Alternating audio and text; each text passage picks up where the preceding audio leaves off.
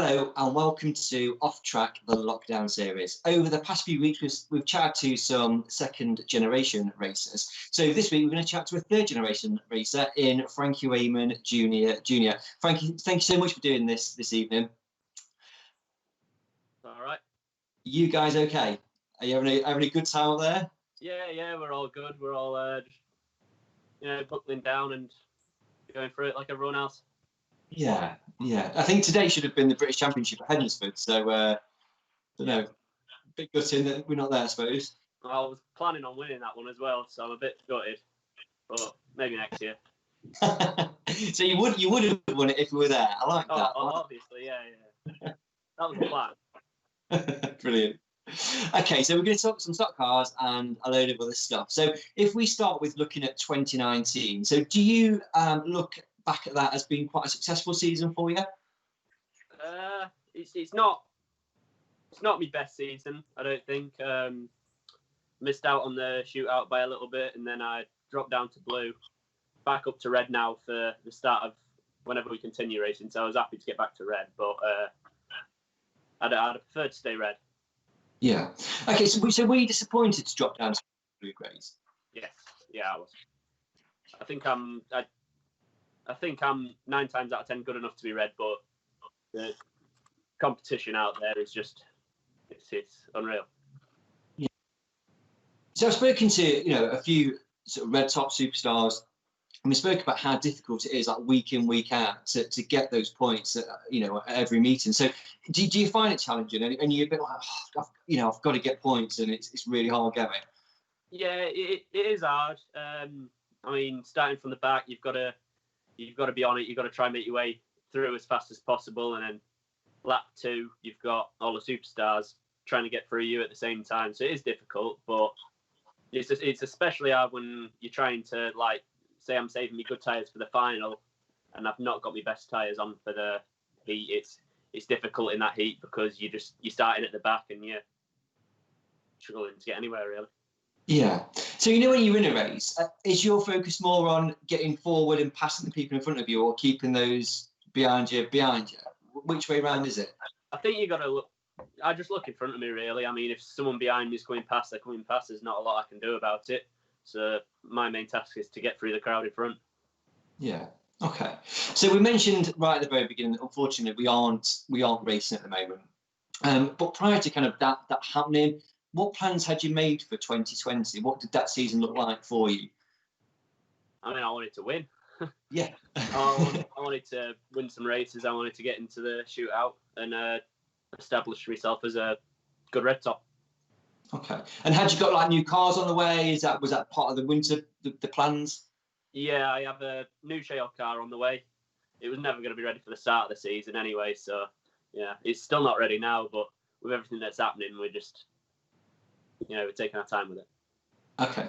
So and then the car, and so in terms of tarmac, were you having the one that you've got now for tarmac? Yes, I'm having that car still for tarmac. Okay. So you're ready to go, and the aim was the shootout? Yeah, I think I wanted to get in the shootout and see how many places I could claw my way up in that. Yeah. I think from talking to sort of Bobby Griffin, he was sort of saying that it brought his racing on in terms of his ability a lot more just by being in the shootout and racing week in, week out at the sort of top end of the sport, if you like. Yeah, I mean, it's difficult. It's definitely a difficult championship. I mean, you're surrounded by, my dad, Tom Harris, and you're starting with him, you're starting next to him, and you're thinking, what the hell, do I deserve to be here? But Yeah. like, you have some races where you set off and you're sort of following them through and keeping close to them, and you think, oh, this is all right, this. It definitely helps you out with your racing. It teaches you some lessons, especially when it comes to dealing with cars and getting through people. Yeah. Okay. So people know that stock cars is a huge part of your life and your business, I guess, as a family. So has it been a busy winter? Have you had much to do in terms of new car builds or refurbs? Yeah, we've had quite a few new cars. Some of them are ready, some of them are still not. But they're going for paint soon. There's a few that aren't ready, and they're just the ones that we've done look phenomenal. And it's a bit annoying when you've seen them and you can't wait for other people to see them. Yeah. But they can't yet. Yeah. No, I get that. I think I was talking to Matt Newsom at the Motorsport Last Two show, and he was saying that there was a lot of people wanting new cars, wanting cars refreshing it, and I was saying to him that it's really positive that people are wanting that still within the sport. It's positive for the sport, isn't it? Yeah, it's very much so, and there is a lot of potential in the sport, a lot of interest from different places, and I think if we play our cards right, I think the sport could reach another top. Yeah. Okay. So obviously within there's loads of you that race. There's loads of Wainmans that race. So in terms of priority in the workshop, who gets it? You, Carl, Phoebe, Dad. Who's got number one spot in there? I think usually my dad's is just in, check over, set it up, and then back out. Usually mine and Phoebe have to have new bumpers, new axles, because we've ripped them all out the weekend before. And but no, I think if whichever car needs the most work goes in for the most time, and we all help each other out to get them ready. So it doesn't make a difference who's in first, really. Yeah. So obviously, we've said that stock cars is kind of part of your business. That's what you do. In terms of working on your own cars, how often are you doing that during the week and during the season? During the season, it depends. Usually, I more or less write my car off, so I'm doing a lot of work to it. But we got the lads up Tuesdays and Thursdays, and absolutely fantastic, every single one of them. And everyone says it, but you can't do it without them lads. And sometimes I'm in there every night of the week to get it ready, but still without them lads, you can't get it done. And especially with the amount of cars that we have and the amount of things we have to get ready, not just for our cars but for customers' cars, and we couldn't do it without them. Yeah, absolutely a big help, isn't it? You live quite a long distance from some of the tracks, so how do you entertain yourself on the long journeys? What do you do? Well, usually on the way there, I listen to music and sleep, or if it's quite a long way, I bring my PlayStation and a little TV and play that on the way. But on the way back, me and Phoebe take it in turns to keep my dad awake on the way home. Yeah. I can't drive the truck yet, and he wants me to do my test, but I don't want to do it because I'll have to drive. Do you prefer the sleeping on the way back? Yeah, it's nice to have a nap on the way back, but at the same time, if my dad's struggling to stay awake, then I'll stay up with him and just talk to him, and we get through. See, I have spoken to Phoebe though, and I asked her the same question, and she said that she was the only one that stayed up with him. Nobody else did. So I don't know. She would say that. Is it not true? I'd say 60% of the time it's me. Oh, really? Mm. Okay. She was adamant it was 100% her every single time. Well, I don't know. That's not true. Okay. Moving a bit close to home, there's been a lot of stuff on social media regarding Bradford and the potential that it might be reopening for Formula One stock cars. What's your view on that? And I guess, do you think you as a family would be involved in it at all? Well, it's obviously very exciting news. I think if Bradford was to come back, there'd be a spark of interest into the formula. And I know when I was at school, all the teachers used to, every time I said my name, met them, they used to say, "Oh, I used to watch a Frankie Wainman, at Oddsful." Just every single one of them. And I think you could get some people like that back interested in the sport, and it'd be phenomenal. So do you think there is quite a lot of people up around your neck of the woods that I guess know about stock cars, used to go to Bradford, used to go to tracks around that don't go anymore just because it's not there? Do you think these people would come back? A lot of people are like that, and I think if we were to get the track back and advertise it right, I think a lot of people would think, "Oh, I'll go watch that this weekend," and just the interest in the spectators that it could draw towards it would be brilliant. I mean, it's been a long time since we were there. I've offered to help weld the fence up if it does go through, so we'll just have to wait and see. Yeah. Are you good at welding? Yeah, I do it full time. Yeah. Okay, there you go. Good, great offer. Brilliant. So going back to the beginning, after a really successful Ministox career, you came straight into Formula Ones. And you didn't go into V8 like Phoebe did. Was it a conscious choice? And I guess why didn't you do that?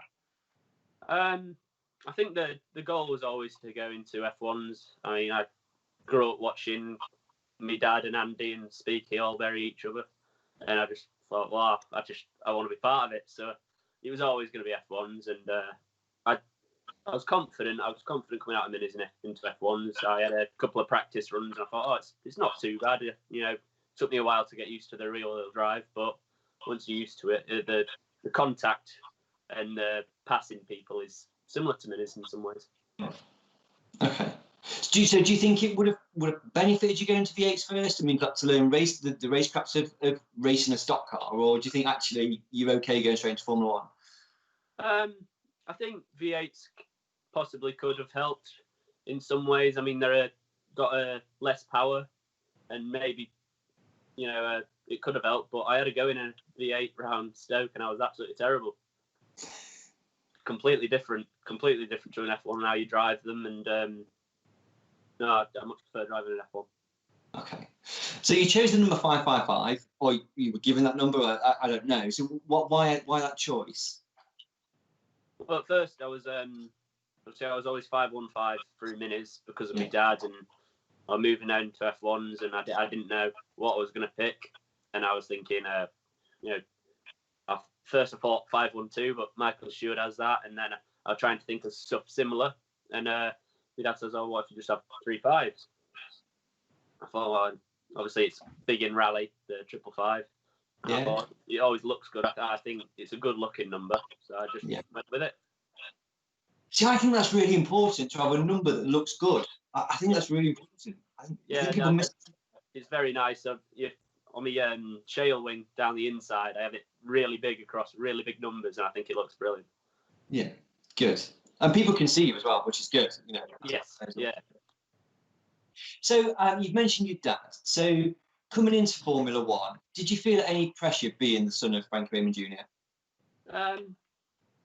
Maybe a little bit, not a lot to be honest, because I am my own driver, and I think it's hard to come into the sport nowadays and be brilliant straight away. I think everyone takes a bit of time to get to the top league, and no, I'd have to say no. Okay. So in terms of like on a sort of day-to-day basis at the stock car track, are you getting a lot of help and support from your dad in terms of coaching or feedback, or is it very much I'm my own driver and I'm doing my own race? I mean, when you come in and your dad's Frankie Wainman, your car's always going to be fairly all right. So it's a big help, and a lot of the success, well, probably 90% of the success I have on the track is due to him, and I can't thank him enough for that. But it's very much it's getting to the point where it's got to the point where I set my own car up, and I do have it a bit different to how he has it in some ways, and it's just I like to have it how it suits my driving style. Okay. And does he watch you race then kind of give you sort of positive feedback or negative feedback on what you did, what you should have done? Yeah, sometimes I come back from a race and I can't really repeat on here what he says to me, but you can imagine. No, I can't. No, what does he say? Am I allowed to say? No, without swearing, maybe just. I can't say then. There ain't a lot of words that aren't swear words when I come off, and I've not been very good. Okay. But he tells me where I was bad, and we work around it. Okay. So with Team Wainman, I guess, have a lot of support from within the sport.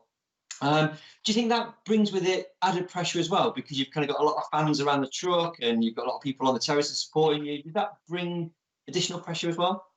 I wouldn't say so. I mean, I really do enjoy seeing people with Wainman tops, and even better if it's a 555 top.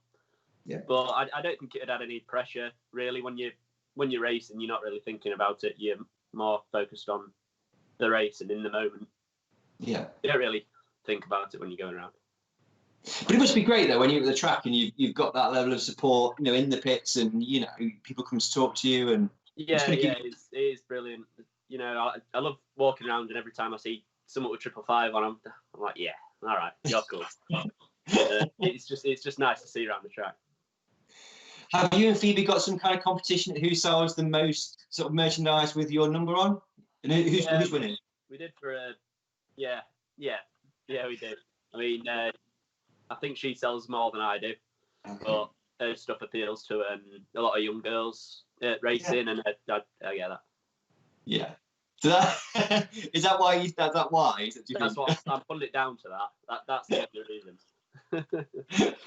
So mentioning Phoebe then. So obviously you race with Phoebe week in, week out. And do you see her as just another driver on track, or do you go, that's my sister? When we're on track, she's just another driver. I mean, I see her going around, and I'm catching her. Well, sometimes I'm catching her. Sometimes she's pulling away from me. But when you get to a car, you have to deal with a car. I mean, out there, I'm my own racer, and I've got to try and get forward. And you just have to deal with it, really. Just another car. So if you are kind of coming up behind her and you've got the likes of Tom and your dad behind you, and you've got to move her out of the way, and does it go through your mind, I can't hit her that hard, or is actually I do need to give her a bigot to carry on to protect myself? I mean, she's actually a really hard driver to pass. You do have to hit her quite hard because she's not going to pull over and let you pass. She's a tough driver, and it is sometimes hard to pass her, but you've just got to, make her move, basically. So after, when you and Phoebe sort of watch this together back on Wednesday night, obviously everything will still be good, won't it, between the pair of you? All is good. Well, we had a couple of arguments after races and stuff, but nothing major yet. Okay, that's all good. So in terms of you and your dad, have you sort of sat down and discussed, I guess, what you want to get out of Formula One? Have you had that conversation? Not particularly. I mean, he's always just said go out and do your best, and that's always what I've done. And we're just seeing what my best is. And obviously, I'd like to win some more races. I'd like to win some championships. Yeah. And we'll just see with time whether it happens or not. In terms of some people, they like set themselves goals. So within 5 years, I want to have done this. Within 10 years, I want to have done this. Have you done anything like that? Or is it just very much I take what comes, or? I set myself goals as in I'd like to make the shootout, or I'd like to keep red top.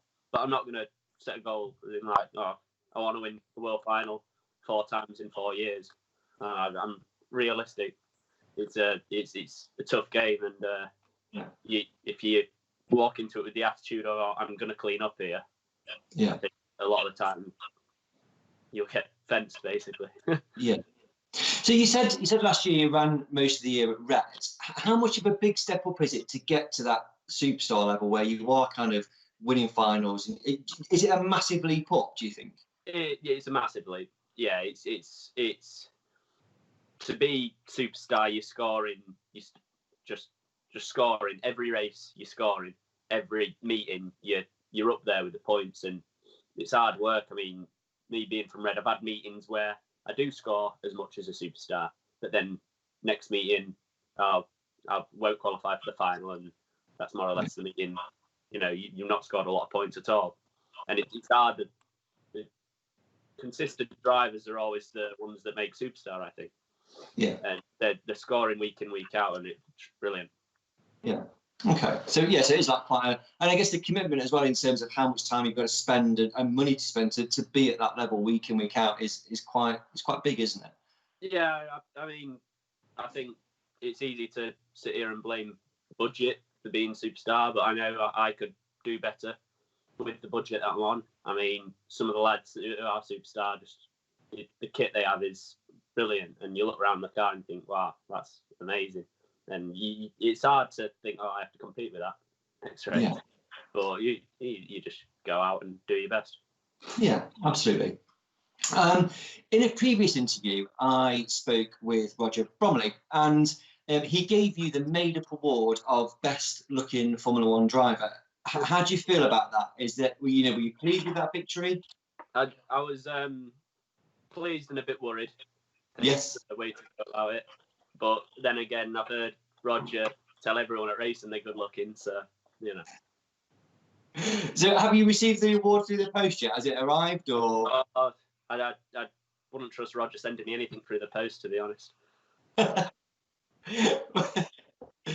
Speaking of Roger a little bit more, though, just not to worry you. So you did go out in a radical.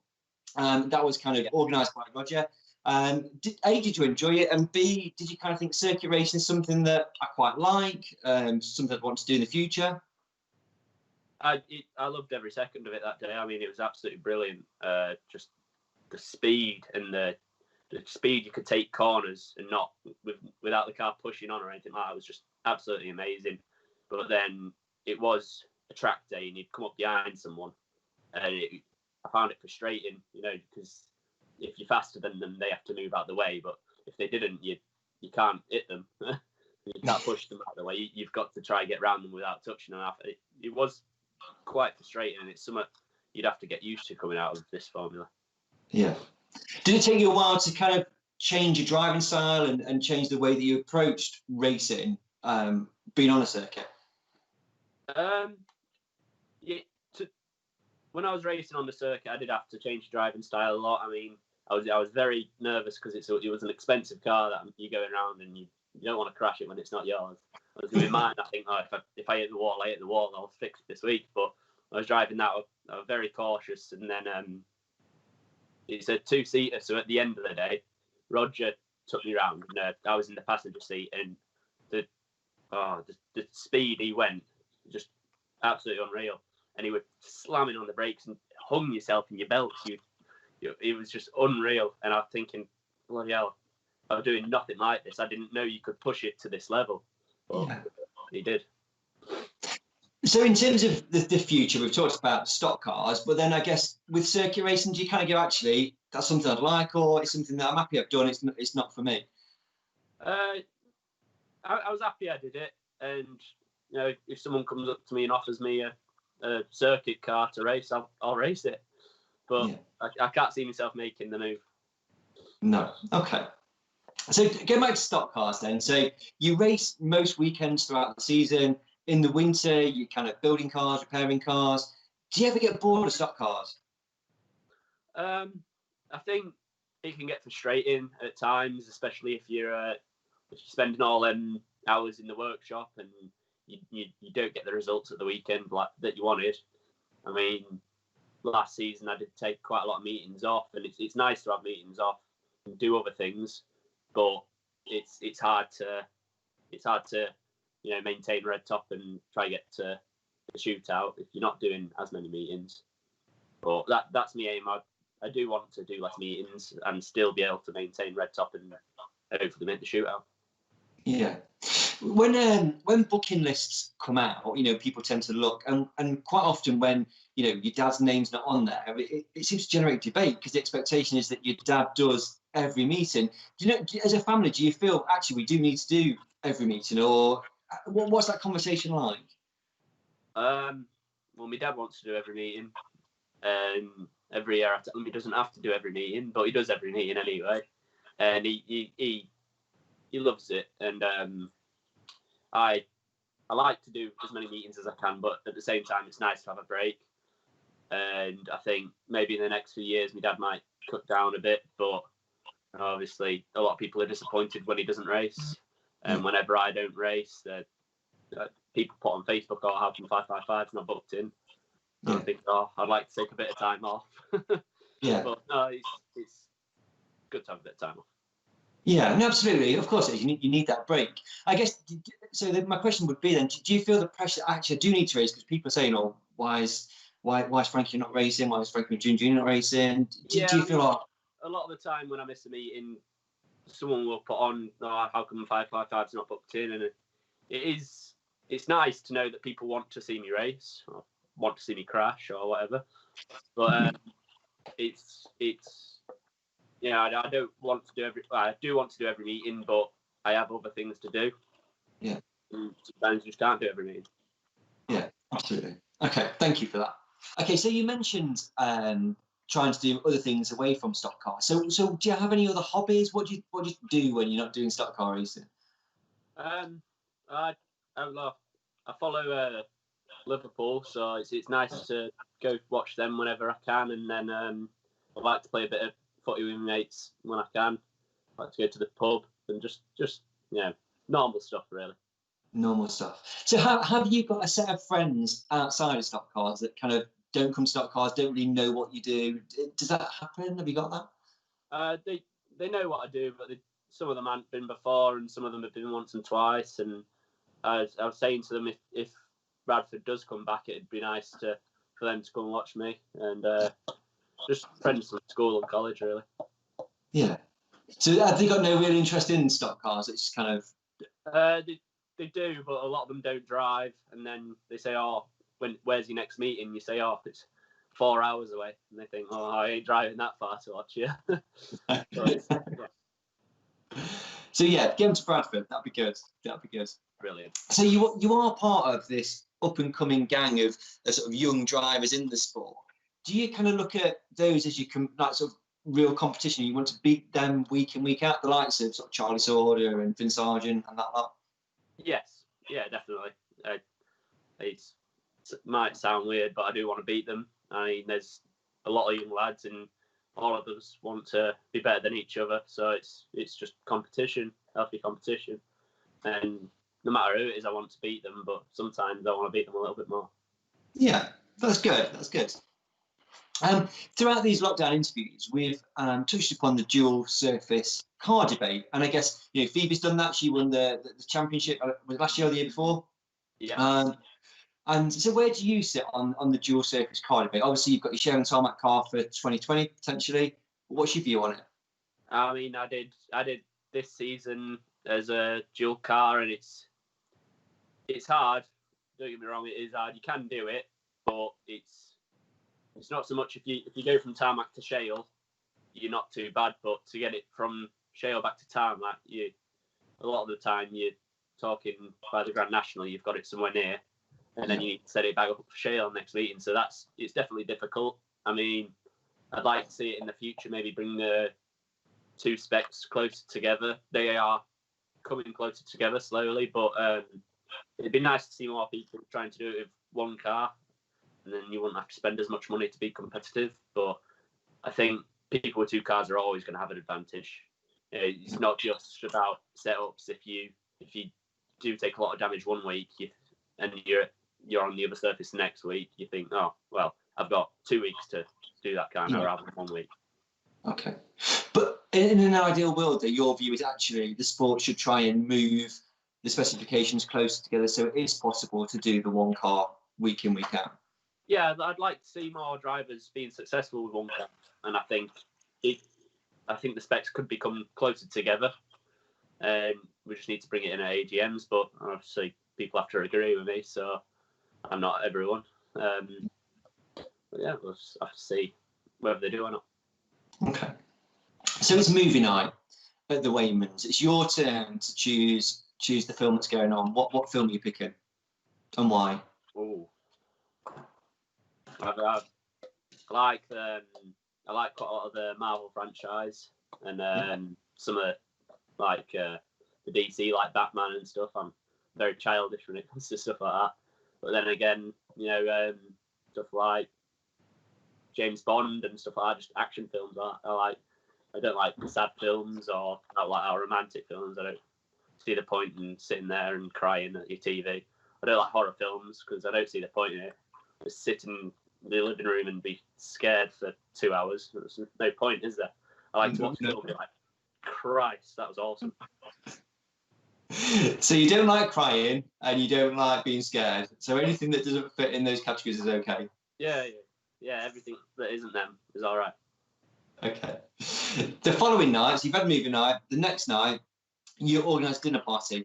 There's just you and 3 other people. So famous, dead or alive, not famous. Who are you going to invite to your dinner party? I'd have to say Gordon Ramsay. He can cook the food, say. Yeah. Freddie Mercury. Oh. I'm a Queen fan, and I bet he'd have some good stories. And probably Ariana Grande, because she's Ariana Grande. So you might need to expand on that, because maybe I think I'm a little bit older than you, maybe. So I don't really get the thing. I don't know. What, the Ariana Grande bit? oh, there's not many people who can say, oh, I did it with Ariana Grande, is there? So okay. bragging rights, isn't it? That explains it. So when I spoke to Phoebe, she said that she really, really enjoyed singing. And you know, you've mentioned Freddie Mercury. Do you do a lot of singing as well? Is it a family thing, or is it just Phoebe? I do sing. I'm not very good. Yeah. I sing when I'm in the car to keep me awake. If I'm, you know, driving late at night, or if I'm in the car anyway, I just sing, just to pass the time. But I'm tone deaf. I'm terrible. So you say if there was like a celebrity kind of night for stock car drivers, you wouldn't be up there doing singing, no? No, I think I'd upset some people if I go up there and started singing.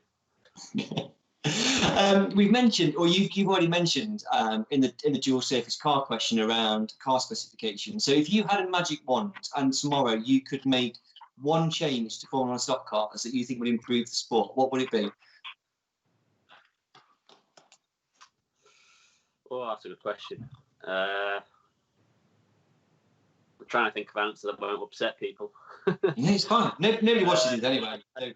Probably just make it fairer across all people of all budgets. Say, you know, so it's always going to be the more money you spend, the better you are. But I think you could bring it less of a difference. Maybe limit the amount of tyres you're allowed to put on your car per year. I know they did try that, and it was hard to keep on top of when they were stamping the tyres, and you didn't know what was what. But if there was a way to keep on top of that, I'd love to see that brought in. So is that, I mean, I don't know, is that the biggest expense, would you say, throughout a season? It is tyres. Is that what costs the most money for you? I think tyres make you race more or less. I mean, I've had, you could go out in heat one with your old tyres on and get nowhere. And then if you go out in heat two with a right rear that's been run already, and that's its best race, you win it. You could win it, but you'll be a lot better off than you are in heat one. And it's hard to keep on top of that. And obviously, I'm limited to the amount of tyres I can get, so I have to try to use them when I need them. Yeah. So some races I'll be going slow, and then the next race I'll be a lot quicker. It is a big difference, and people say, "Oh, you drove better in that one." And you think, "Oh, it wasn't me driving better; it was the tyres I've got on my car." Yeah. When I was talking to Ian Higgins last week, I asked him about when he came back in 2012 what the biggest difference was, and he said it was tyres. Just the fact that you didn't really know what they were doing. They'd kind of stopped working halfway through a race. It was just a bizarre kind of thing that he found. Whereas previously they kind of just got better and better as the race went on, and you knew what your tyres were doing. Now it's just luck of the draw almost. Yeah, in some ways you do have tyres, and you think, "Bloody hell, that's a good tyre," and you save it for when you need it. I mean, if there's a big meeting coming up, I'll pick a set of tyres that I want to keep for that meeting, and I'll run the old ones and the bad ones until that meeting. And it's frustrating going into meetings when you don't have the best of tyres and you don't want to use your best tyres because you know that you're not as good as you could be. Yeah. If you were spending a bit more money. Okay. So tyres is the one thing you'd look at then, I guess. Yeah, amongst other things, but I'd say mainly tyres. Okay. So when you look at the stock car calendar at the beginning of the year, is there any particular track that you get really quite excited about going to race at? I'd have to say Kingsley. Yeah. I mean, it's a phenomenal place to go, and the track is always amazing, and they've just got it. They've got it worked well. You've got the big screen, so if there is a big crash, you can watch it on my villas sometimes. So I like that. But it's the size of the track is just, there's no way to describe it when you're broad sideways, especially the meetings where you're right out near the wall. Yeah. And you're broad sideways. I like them meetings. There's no feeling like it. So what's your view on when they water the track sort of halfway through a race? I like it. Okay. Yeah, I think it's just another challenge. Everyone's on the same track at the end of the day, so you're not at a disadvantage. Yeah. It's just the way you drive. Okay, brilliant. So we mentioned right at the very beginning that currently we aren't racing at the moment. There's been, again, quite a bit of debate on social media about if we do go back racing, what that looks like, should there be any championships, etc. So what's your view? Do you think we should race this year? And if so, what should that calendar been made up of? I don't know. It's hard to say, really. With the way that they're doing everything, I can't see us going back this year. I mean, we're still not allowed within 2 meters of each other, so you can't really run a meeting with fans. But if they were to run meetings just on video, I'm not sure how they'd do it. If they could, I would race. But I think it's probably just better off left until whenever we can go back and make a big thing of it and get everyone there. Okay. Because there has been that debate around if they do meetings behind closed doors, the affordability piece for promoters to stage Formula Ones, because they aren't cheap, are they, to put on? You know, you've got start money, prize money, etc. So what's your view on that? Would you said you'd go and race. Do you think you should be getting start money and prize money if you go in, if it's behind closed doors? It's hard to say, really, because a lot of people, start money and prize money is what makes their weekend. I mean, it's like sometimes you can get to a meeting and the start money will pay for your fuel there, or you'll just pay for something, and it does go a long way for a hell of a lot of drivers. And to ask for them to go without that it's tricky. I mean, a lot of people don't know how much that does mean to a lot of drivers. Okay. So in terms of being isolated, which we are at the moment, if you had to choose, other than your family, you're not with your family, you can choose one former, one current Formula One driver, and a driver from another Formula to self-isolate with. Who would you choose? And you can't have your family because they're kind of not available. I'd have to say Charlie Sauter. Yeah. Because he's my mate, and I get along well with him. So from another Formula, I'd have to say Gordon Moody, because it's Gordon Moody. And then former, I'd actually say Andy Smith. Would you? Yeah. Why? I just think he'd have some brilliant stories. I get along really well with him, and he's always up for a chat, and he'll give you the time of day. I think he'd have some funny stories to pass the time with. Good. That's a great group of people. I like that. It's a great choice. Thank you. Similarly, who are your top 3 Formula One drivers of all time? I grew up watching Speaky and my dad and Andy Smith, really, and they were always the ones to look out for, and week in, week out, phenomenal drivers. I mean, you don't come along drivers like them 3 often. So to watch them was a pleasure, and they made me love BriSCA F1. Okay, so they top 3, but now rank them. So 3, 2, 1. Ooh, I'd have to put my dad first. Okay. Just the sheer amount of final wins and the meetings he does and the effort he puts into the sport. I think second would be Andy, third would be Speaky.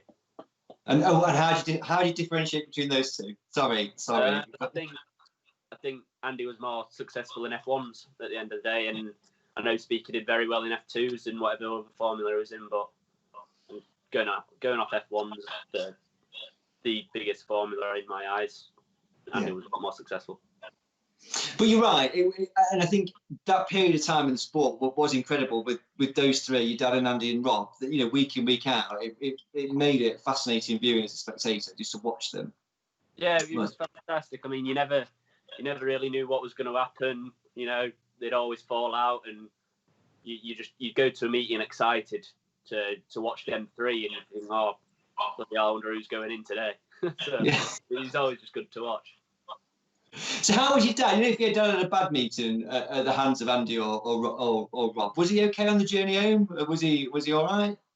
Yeah, he was always fine on the journey home. I mean, there were always, you talk about 3 drivers who were big sportsmen. I mean, like if Andy was to put my dad in or Speaker was to put my dad in, and then we needed a part to fix it, if they had the part, they'd give us the part. And they were such brilliant sportsmen, and there was no hatred off track a lot of the time. Well, most of the time. And they always had a lot of respect for each other. So it was all kept on track. Good. Brilliant. And finally, so we have touched upon it already, but just to kind of I guess to bring it to a close, what does the future hold for Frankie Wainman Jnr Jnr?